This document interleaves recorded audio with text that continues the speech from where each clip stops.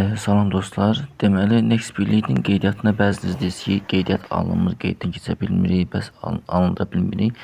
Yəni, çoxunuz 90 var, yəni bu Türkiyə nömrəsidir. Buradan öz nömrənizi yazırsınız, yəni qeydiyyat alınmır. Bunu necə etmək lazımdır, onu sizə deyim. Demək, gəls üzərindən belə toxunursunuz. Azərbaycan olur, Azərbaycan seçdiniz, nömrənizi yazdınız, parolunuzu yazdınız. Bu mənim dəvət kodum. Bu mütləq olmalı, yoxsa qeyddən keçmək olmur.